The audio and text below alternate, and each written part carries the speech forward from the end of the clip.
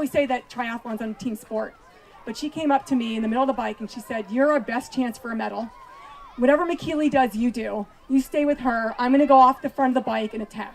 Wow. And so she made a few attacks on the bike and then, just kind of changed things up. And I just looked at McKeely and I stayed with her. And I got off the bike and 5 of us made a dent in the rest of the pack immediately. And I had never been in a situation of running a 10K that was almost like a track race, where there's tactics and you're with a group. I mean, most of the time when I'd done races, your place was kind of settled, or I was running by myself and I was catching someone, or I was in the lead. So it was really just this really interesting experience of being in a pack on the run. And so for the first 5K, we all ran together. And after 5K, it was like somebody dropped the bomb on the pack and we just shattered. And I found myself in 4th, and that is where I ended up. And I was only about 15 seconds out of a medal, which doesn't sound like a lot. You think 15 seconds, couldn't you make that up? But that's a long way. There's actually a long downhill to the finish.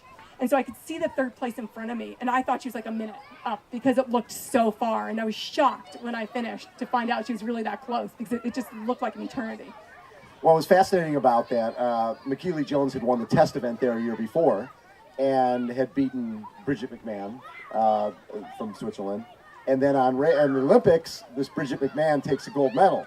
And a few years later, she goes positive for EPO. And you took 4th. If they were doing testing back then and found that EPO, they would have taken her medal away. But I don't know if they were testing back then, or they just couldn't have tests for EPO back then. Well, here's the story. Okay. They developed the EPO test before the Olympics, and they decided not to use it. This is what I heard. But they decided not to use it because they were afraid of how many people they would catch. But here's the thing, and now you hear, you read stories all the time about going back and retesting samples from previous Olympics, and they'll pop positive tons and tons of people, like from 2012 and 2008. I don't know how many medals retrospectively they've taken away, but for some reason they never really went back to test those 2000 samples, even though they could have. And have you ever asked about that? Well, the statute of limitations is long gone. Like that. And of course, Bridget McMahon is saying now, I didn't take... That was the first time I ever used it. Yeah. But everybody was speculating back then that she was on drugs. So coming away with your 4th best in the world, right? But at the same time, you're 1 spot away from the podium. That's a tough, sort of a little bit of a wrestling match, because you had a great day, an amazing day for the sport of triathlon, right? It was the opening event of the 2000 Olympics was the women's triathlon. Great for women, great for the sport of triathlon. You had an amazing day, but you're 1 spot off of the podium. How did you deal with that? It's funny because after every Olympics, you always read about the 4th place getter who is just so disappointed. I remember when Sarah Groff was 4th, and she was just devastated. And my outlook was very different.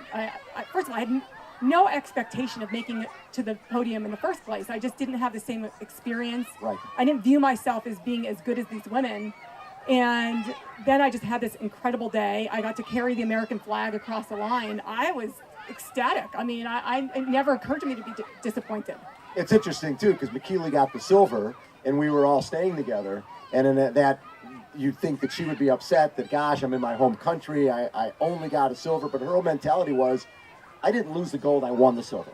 And we went out that night, and that silver medal, talk about the ticket, the golden ticket. You carry a silver medal, and you're from Australia, and you're the Australians were supposed to sweep the men and the women in the Olympic triathlon. Instead, McKeely was the only Aussie to get a medal, gets a silver. Everywhere we went that night, every bar that had a line around the block, that silver medal, baby, that was your golden ticket. You got in wherever you wanted. How fun was that after the race? Well, you talk about the Aussies supposing to, they were supposed to sweep. Well, at 1 year earlier, at the 1999 World Championships in Montreal, the Aussies were top 5 in the women. That's right. And that was where that notion that they would sweep the medals came in, because they had had such a stellar World Championships that year. But after the race, it was incredible. I went to a lot of events as well. I have a very quick story to tell. Yes.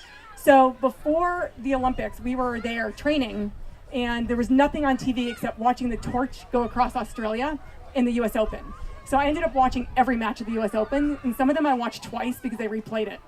And I watched Todd Martin, who was a US tennis player, very tall tennis player, go through the rounds. I think he made it either the quarters or semis, but I think he made it to the semis, but all of his matches were 5-setters. And he played some very long matches. He was amazing. Well, after I was done, I went to go watch tennis. And who should I watch play but Todd Martin in the first round? So he came from He came from New York to Sydney to play in the Olympics after this incredible U.S. Open. It was, and you know, New York at that time of year is hot and humid. He looked terrible. I mean, he could not get out of his own way. His feet were like lead. I've never seen anybody play so poorly at such a high level. That is funny. Clearly, he was still tired. Of course. So I'm walking around the village later that day, and who should I see but Todd Martin? And you told him how crappy he played. I walked up to him and I said, "Are you Todd Martin?" And he said, "Yes." I said, "I watched you play," and we talked. I spoke about how I'd seen him in the U.S. Open, and he said he was tired and dehydrated and jet lagged, and he had a terrible, terrible match. But he was very interested about triathlon, so I told him all about it. That is very cool.